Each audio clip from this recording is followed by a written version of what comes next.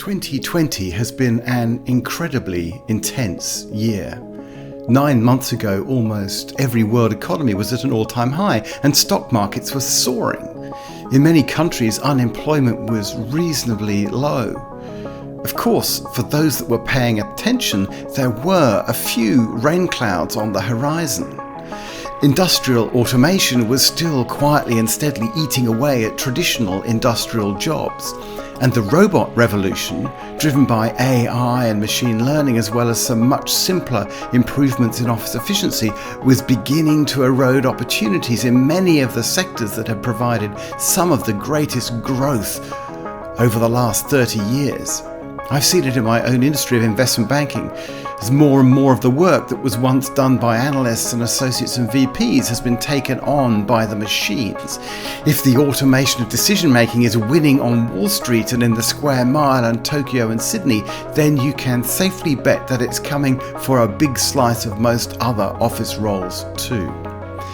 The companies that are building this software have done incredibly well, as have other businesses whose fortunes are tied to our work and our lives moving increasingly online.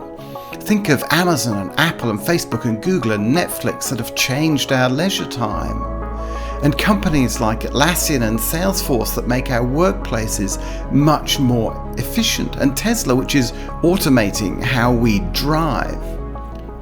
Of course, for those that were really paying attention, there was also a huge economic hurricane forming in behind those rain clouds. The COVID-19 virus had begun to spread in late 2019, and on the 21st of January, the World Health Organization published its first situation report recording cases in South Korea and Japan as well as China. At 2 a.m. on the 23rd of January, as the world looked on in disbelief, China began to lock down Wuhan province. A few weeks later, other countries began to follow suit, and the rest is tragic history. The good news is that the COVID-19 outbreak will eventually pass, although in the near term, some very tough conditions remain, particularly in industries related to travel, entertainment, and tourism. The challenge is that the global recession it has triggered has accelerated a host of industrial shifts, more automation, more remote working, new patterns in where we work, live, and play. The silver lining in an admittedly very dark cloud is that we have a unique opportunity to take action now to help not just to establish new economic momentum, but more importantly to create better paid jobs and rebuild stronger, more inclusive and more resilient economies and societies. This could not be more topical as next week the US votes in its national elections, as indeed do at least 17 other countries before the year is out. With all this in mind, we are very lucky to have with us some of the smartest economic minds to help us understand where the best opportunities lie and figure out how to unlock them, including Dr. Scott Fulwiler, Associate Professor in Economics from the University of Missouri at Kansas City, Dr. Fadel Kaboub, Associate Professor of Economics at the Denison University and President of the Global Institute for Sustainable Prosperity, and Amir Khalegi, a PhD candidate in Economics at the University of Missouri, who is arming us with the data.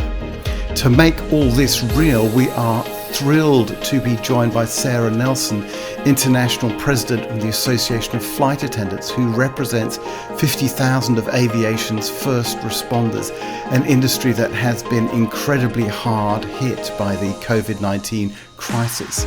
As always, ESGX Live will be down-to-earth, fact-based and interactive as we explore where the best opportunities lie to create better jobs, how this can help in both the short term and longer term, and what we can each do to help put this thinking into practice.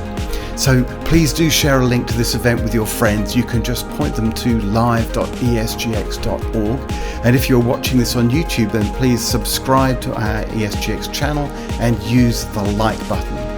Finally, from me, Nigel Lake in New York, and my co-host Paul Herman in San Francisco, a sincere thank you to our ongoing sponsors Pottinger and Hip Investor, thanks to whom ESGX Live is free, open to all and global. We very much look forward to the discussion.